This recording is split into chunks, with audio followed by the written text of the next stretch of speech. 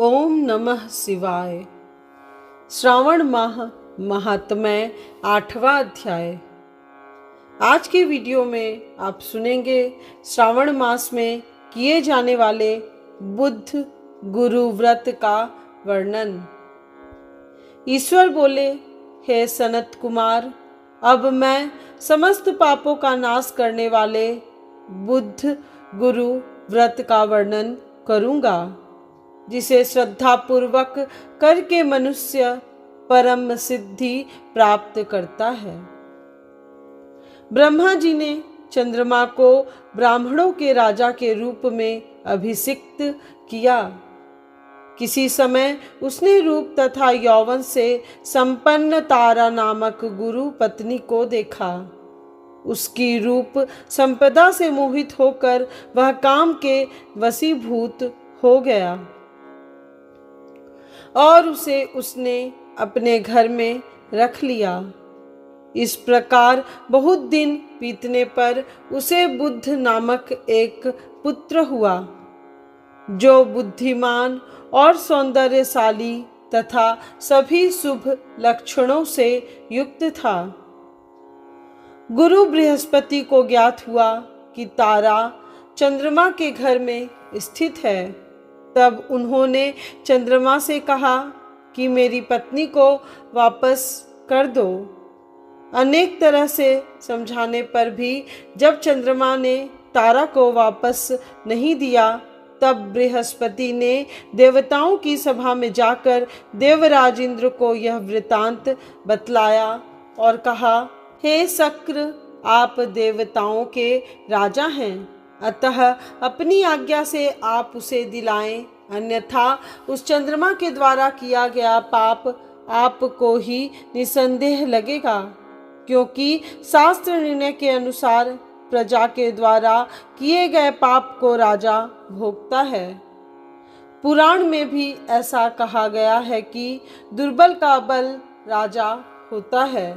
और गुरु का यह वचन सुनकर चंद्रमा ने कहा, मैं आपकी आज्ञा से तारा को दे दूंगा, किंतु इस पुत्र को नहीं दूंगा। शास्त्र के अनुसार विचार करके देवताओं ने उस बुद्ध को चंद्रमा को दे दिया। इसके बाद गुरु को उदास देखकर देवताओं ने उन दोनों को वर प्रदान किया। हे चंद्र, अब तुम घर जाओ, यह तुम्हारा भी पुत्र है और बृहस्पति का भी। यह तुम्हारा पुत्र ग्रहों में प्रतिष्ठित होगा। हे सुराचार्य, आप यह दूसरा भी शुभ वर ग्रहण कीजिए कि जो बुद्धिमान व्यक्ति आप दोनों बुद्ध गुरु का व्रत मिलाकर करेगा, उसकी संपूर्ण सिद्धि होगी। यह सत्य है, इसमें जरा भी संदेह नहीं। शंकर जी के लिए अत्यंत प्रिय इस श्रावण मास के आने पर जो लोग बुधवार तथा बृहस्पतिवार को पूजन व्रत करेंगे, उन्हें सिद्धि प्राप्त होगी। इस व्रत में दही तथा भात का नैवेद्य व्रत सिद्धि में मूल हेतु है। स्थान भेद से आप दोनों की मूर्ति लिखकर पूजन करने से भिन्न भिन्न फल प्राप्त होता है। यदि कोई हिंडोले के ऊपर स्थान पर आप दोनों की मूर्ति लिखकर पूजन करे, तो वह सर्वगुण संपन्न तथा दीर्घायु पुत्र प्राप्त करेगा। यदि मनुष्य कोषागार में मूर्ति को लिखकर पूजन करता है, तो उसके कोष बढ़ते हैं और वे कभी क्षय को प्राप्त नहीं होते। इसी प्रकार पाकालय में पूजन करने से पाक वृद्धि और देवालय में पूजन करने से उनकी कृपा प्राप्त होती है। शय्यागार में लिखकर पूजन करने से स्त्री का वियोग कभी नहीं होता है। धान्यागार में लिखकर पूजन करने से धान्य की वृद्धि होती है। इस प्रकार मनुष्य उन फलों को प्राप्त करता है। इस प्रकार 7 वर्ष तक करने के बाद उद्धापन करना चाहिए। उद्धापन से पहले दिन अधिवासन करके रात्रि में जागरण करना चाहिए। स्वर्ण की प्रतिमा बनाकर विधि पूर्वक 16 उपचारों से पूजन करने के पश्चात तिल, घृत, चारु और अपामार्ग तथा अश्वत्थ से युक्त समिधाओं से होम करना चाहिए। अंत में पूर्णाहुति देनी चाहिए। उसके बाद मामा व भांजे को प्रयत्न पूर्वक भोजन कराना चाहिए। इसके बाद ब्राह्मणों को तथा अन्य लोगों को भी भोजन कराना चाहिए। स्वयं भी भोजन करना चाहिए। इस विधि से 7 वर्ष तक करने पर मनुष्य सभी मनोरथों को प्राप्त कर लेता है। इसे विद्या की कामना से करता है, वह वेद व शास्त्र के अर्थों को जानने वाला होता है। बुद्ध बुद्धि प्रदान करते हैं और गुरु बृहस्पति गुरुता प्रदान करते हैं।